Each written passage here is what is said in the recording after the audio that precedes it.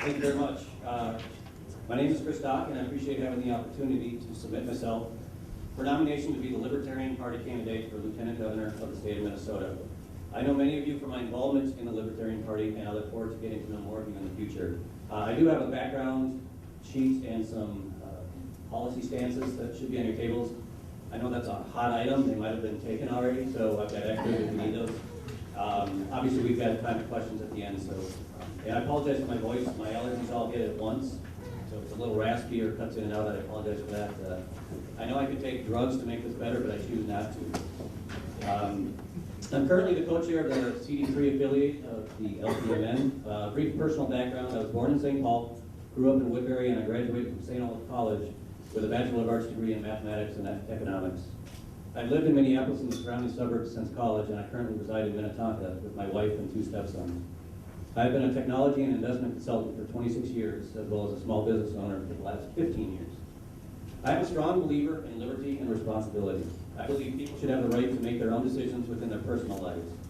They should have the right to decide what to put into their bodies, to choose to marry whomever they please, and to educate their children in the manner they believe to be the best.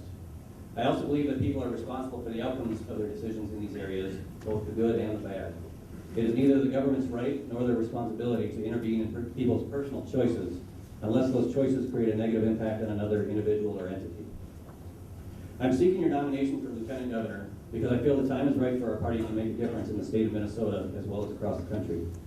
For many years, I did what many libertarians do. I held my libertarian beliefs to myself, and by doing so became increasingly frustrated and frightened by the direction that our politicians are taking us.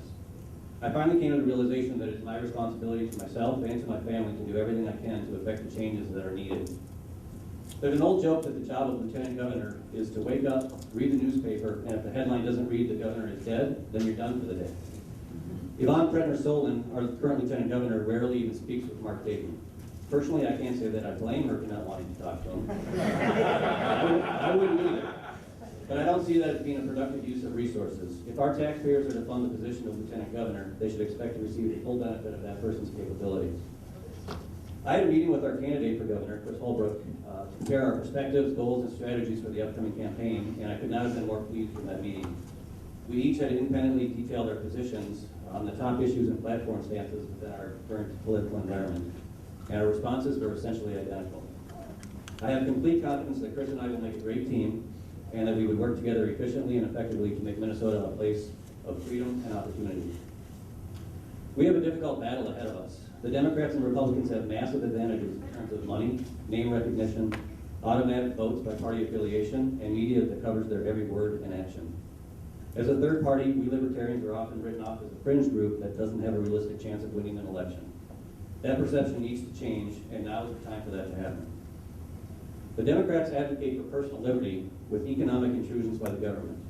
The Republicans advocate for economic liberty with personal intrusions by the government. I have to believe that if given the chance, the people of Minnesota would support the party that advocates for both personal and economic liberties, the Libertarian Party. If voters were presented a list of platform positions for the DFL, Republican, and Libertarian parties, but the party titles weren't attached to it, a strong percentage of Minnesotans would choose our platform. Unfortunately, that isn't how the ballot process works. Mark Dayton has a 58% approval rating and a support of staunch DFL voters. The Republican candidate will have name recognition and an automatic voting base as well. If we can educate the voters on our platform and change their mindset of only having a choice between the Democratic and Republican candidates, we can be successful. 53% of voters say that neither the Democratic nor Republican Party reflects their values. We can be the party that does.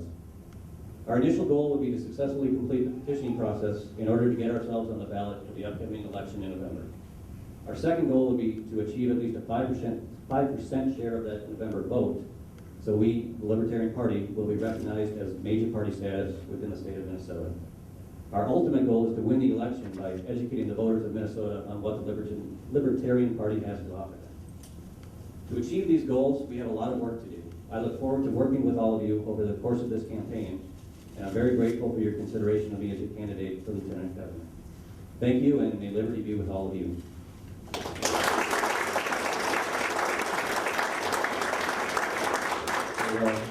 Any questions? Yeah. Yes, sir. If we're talking about making the playing field even for Republicans, Democrats, and Libertarians, why don't we just say the only way you can do your talking is on public television and public radio, and that way everybody, the money's not there anymore. Yep, I think that's a great point. I mean, one of the huge problems with our current political landscape is money is such a huge driving factor. And you can't say that if the best candidate has $10,000 to spend and the worst candidate has $5 million to spend, the $5 million is going to win. And that needs to change. So over the course of this campaign, I envision us trying to get the message across that it's not about the money, it's about what we can do for the people, where the proper role of government should be. And again, like you said, if you can restrict how much money can drive the elections, we can put ourselves on a better playing field with them. So it's kind of the current landscape that we're in, is that this is what we have to deal with right now, is that they've got a huge war chest, and we're trying to build something that can at least get us out in front of them, but it shouldn't be money wins. That shouldn't be what makes the election happen, so. So, to that end, would you consider working with, I believe it's endpartisanship.org, that is doing, trying to do lawsuits in every state, and basically the idea is that if you're a libertarian or an independent, you're disenfranchised, and I wish I could remember the exact details of it. It's starting in New Jersey, but would that be something you would consider? Yeah, absolutely. I mean, because again, at the end of the day, we're hoping to become a major party within the state of Minnesota. That would put us as one of the big three. Right. I don't think that that should be the limitation that voters have the choice of. I mean, we want that for ourselves, but if somebody wants to run and they would be a great candidate, again, that major party status is a hurdle that we're trying to accomplish, but that shouldn't be the end all. So, absolutely, anything we can do to take money out of the equation and make it be about what am I honestly going to do for the people of Minnesota or the people of the United States to change the way government works, that's what matters. Thank you. Yes. Do you support reducing the size or the number of legislators in the state of Minnesota? That's a good question. You know, we'd have to examine what is really happening. They're paid to represent the people within their districts. Whether those districts can be made larger, they can be more effective. I would also look more at kind of some cost-cutting procedures right out of the gate to say, what are the types of things that these people are earning that are over and above? I think being a part of government as an elected official, you're providing a service. This shouldn't be your path to riches. This shouldn't be, especially at the national level. I mean, if you serve one term in the House of Representatives, you're set for life. We need to take all that away. I mean, I am not doing this because I've always dreamed about being Lieutenant Governor of Minnesota. I'll be honest with you. And I don't see it as my path to fame and fortune. I just think it's time for people to get out there and change the way things are happening. So, so step one would be to take the costs of all those people and try and reduce them, and then analyze if we've got X number of people, can we take X over 2 and accomplish the same type of things? With the end goal, we need to reduce what government's trying to do for us or to us, just from the gate. So, thank you.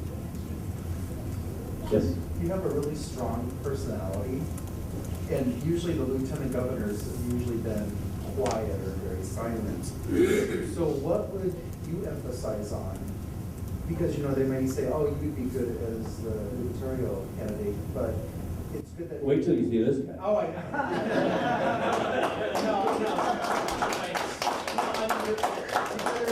would be superb.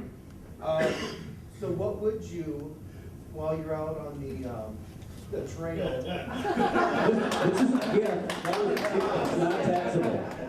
So while you're out on the campaign trail, what are you going to emphasiise to potential voters then to draw them in, because you are lieutenant governor, because they're going to think, yeah, he's going to be the silent partner of the duo?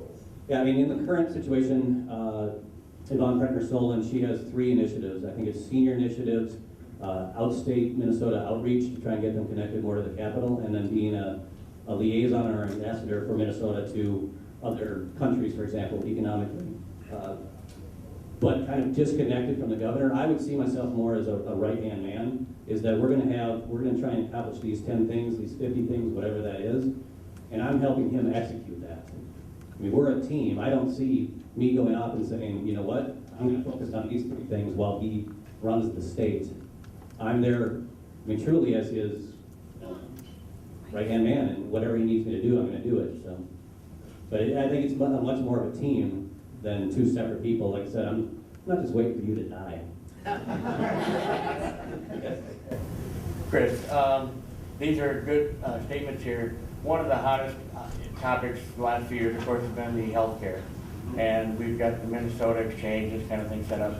Let's suppose that you guys would get elected. What would be the plan? I mean, this is going to be a lightning round to draw voter attention coming up. And they'll be asking, well, what do we do without this, what we have now? And so is there any kind of a plan or stated step that would phase out the MNsure and what we have now, or what do you guys envision? Well, that's an interesting point because what we call Obamacare is a national mandate. And so each of the states had to either say, we're on the national exchange or we're going to create our own exchange. I don't like Obamacare at all. I mean, it's an intrusion by the federal government to mandate you have to be covered by insurance. It really didn't even address the initial problem, which is healthcare too expensive and do people have access to healthcare? That's totally different than what insurance is.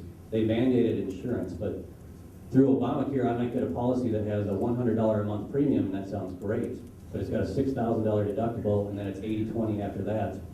I might be looking at a $12,000 out-of-pocket cost for the year, and that might be worse than I could have gotten before. So they've kind of distorted the difference between healthcare delivery and insurance. So going back to your question, Minnesota unfortunately doesn't have the option to currently opt out. I know a lot of attorney generals of states have said you can't mandate this to our citizens, and hopefully we can progress with that. But MNsure on its own, I don't understand an ineffective federal program and then in the state saying, and we're going to duplicate our own exchange, we're going to create our own exchange when we could have piggybacked on what the federal government was doing in the first place. So I think the whole thing is a waste. What we need to be focusing on is healthcare delivery, healthcare costs, between litigation and just revenue driving unnecessary services and the general deterioration of the health of people in the United States. That's what's messing up our healthcare system, and that's what we should be focused on. But it's a difficult thing to untangle because, like I said, it's a federal mandate, and there's only going to be so many things we can do in the state to get ourselves out of that. So it's our senators, you guys, you can help fix it. So, but definitely, I mean, that's a huge problem. Anything else? All right, thank you very much. I appreciate it.